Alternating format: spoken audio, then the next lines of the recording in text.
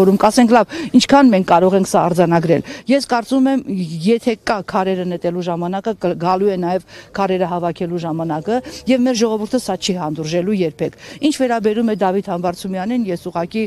ուզում եմ իմ հարգանքը, իմ խոնարհումը, իմ սերը հայտնել Դավիթի հանդեպ, որովհետեւ նա կարող էր չգալ, նա կարող էր մնալ որտեղ որ գնացել էր աշխատանքային այցով,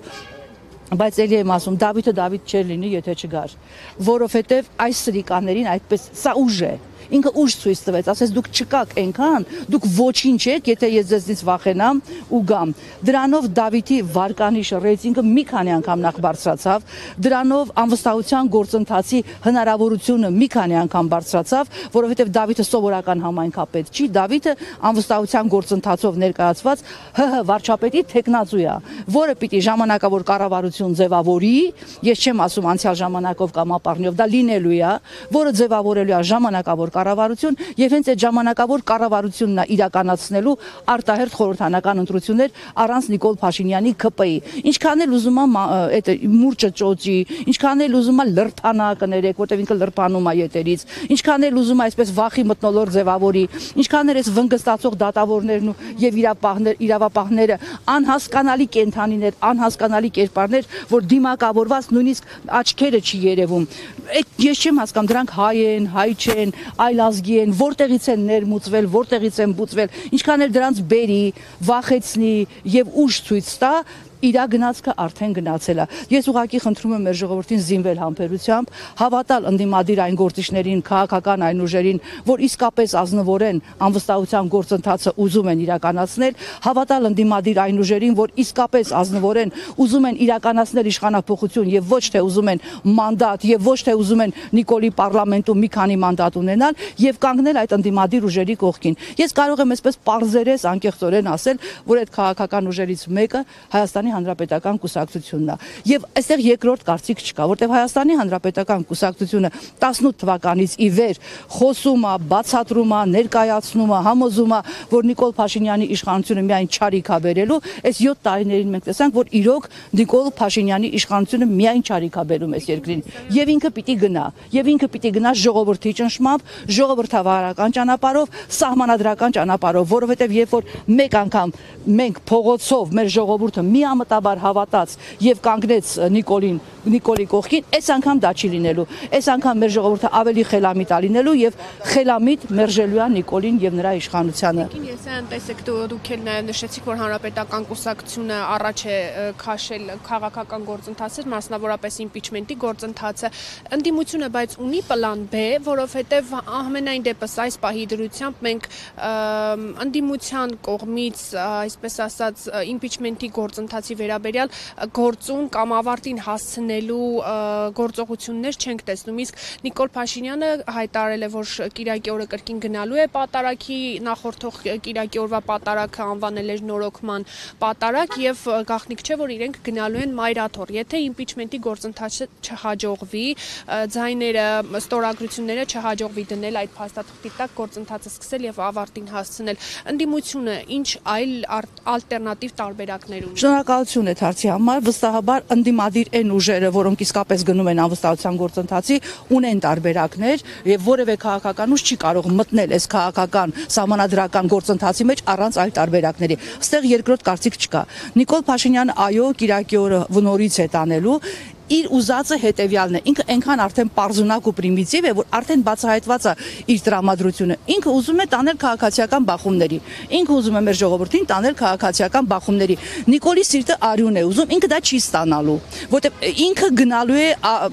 ընդդիմությունը այդ հնարավորությունը թվականին անարյուն եկանք իշխանության, իշխանափոխություն արեցինք, այնպես էլ հիմա եկան։ Ինքը գալաթ է անում նախ որ դա ասում է, որովհետև դա իր շնորհքը չի, որ իրենք 18 թվականին եկան առանց արյան իշխանության, դա Սերժ Սարգսյանի միայն ու միայն Սերժ Սարգսյանի շնորհքն է եւ իր հնարավորությունն է, որ այդ մարդը չգնաց բախումների, կարող է ինքը, չէ։ Մեզ հիմա անդադ մեղադրում են, ինչի չբռնեցիք, ինչի մի քանի հոգի ոչինչ, թող մի քանի հոգի էլ ասում են սպանվեին, բայց իշխանությանը չտայիք, բայց այն ժամանակ պատկերացրեք, եթե մենք գնայինք դրան, Սերժ Սարգսյանը գնար դրան, ինչ վայնասուներ բարձրանալու։ Եվ բացառապես Հանրապետական կուսակցության ու Սերժ Սարգսյանի շնորհիվ է, որ 18 թվականին մի կաթիլ արյուն անգամ չթափվեց։ Եվ ինքը միշտ ասում էր, չէ, որևէ իշխանություն չարժի, թեկուզ մեկ մարդու կյանք։ Մենք էլի դա չենք անելու, մենք գնալու ենք նորմալ իշխանափոխության եւ վստահաբար մեր կողքին կանգնած են տարբեր քաղաքական ուժեր։ Այդ ձեր նշած պլան B իհարկե գոյություն ունի։ Ես ուզում եմ շատ ուշադիր հետևեք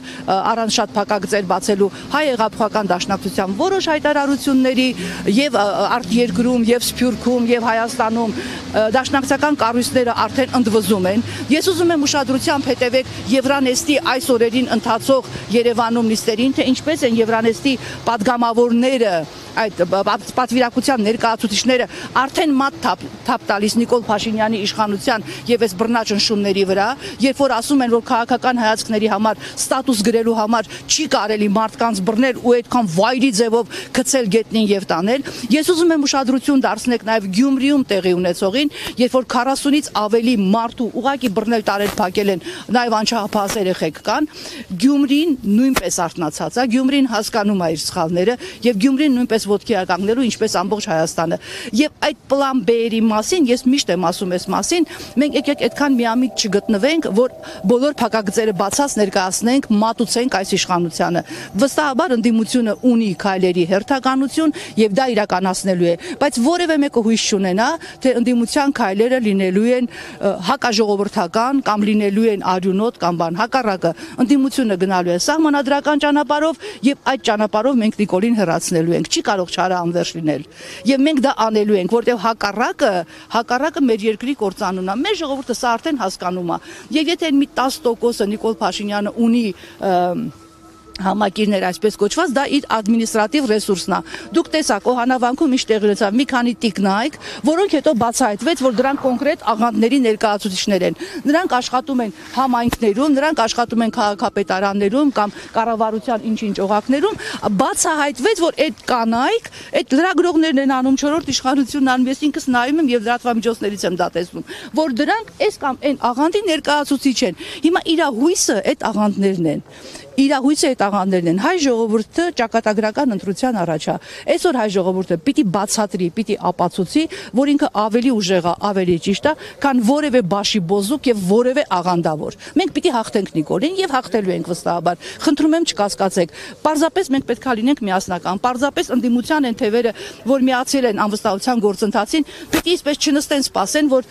այդ ամեն ինչը անի հանրապետական կուսակցությունը։ Պետք է միասնաբար այս գործը գլուխ բերել։ Միայն միասնությամբ Նիկոլը շատ լավ տիրապետում է բաժանիր, որ տիրես սկզբունքին։ Ինքը այսպես քիչ-քիչ բաժանեց, այս պահին արդեն ինքը չի հաջողելու։ Այս պահին վստահաբար ինքը չի հաջողելու, որովհետև էլի եմ ասում, էլի որպես անհու, որպես լավատես, որպես, չգիտեմ, էլի ես վստահ եմ, ես հավատում եմ հայ ժողովրդի խելամտությանը։ Ես հավատում եմ մեր ժողովրդի հետին խելքին եւ կարծում եմ, որ այս անգամ մենք պիտի հաջողենք։ Այլ ընտրանքը է, նա հիմա թող տանի բոլորից դնի բանտերը փակի։ Ինչա ինքը դրանից շահելու։ Այսինքն երկիրը դարձնելու աղանդավորների, անհավատների, անբարոյականների բան, հասկանում եք, ինքը դրանով ոչինչ չի շահելու, ինքը ուզում է թուրքացնի Հայաստանի Հանրապետությունը, դարձնի թուրքական վիլայետ, էլի չի հաջողելու։ Տեսեք, ցեղասպանության հուշահամալիրը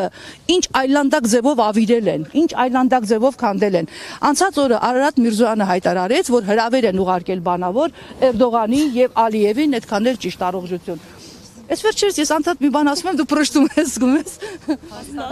Հա, լրիվ հաստատում է։ Հիշում եք Արարատ Միրզոյանը ազգային ժողովում հայտարարեց, որ հրավեր են ուղարկել Էրդողանի եւ Ալիևին բանավոր հրավեր, որ գա ինքը Հայաստան։ Նայեք ցեղասպանության հուշահամալիրի վիճակը։ Այս սրանք ամեն ինչ անում են, որ կզեն, որ ցույց տան, որ այդ իրանց պապաների ուզածները ամեն ինչ անելու են, որ իրանք ուղակի սենց երևի նամազել կարող անեն հանկարծ, որ իրանց խնդրեն։ Այս ամեն ինչը ուղակի սրա վերջը պետքա տրվի։ Ես հավատում եմ, որ սրա վերջը տրվելու է։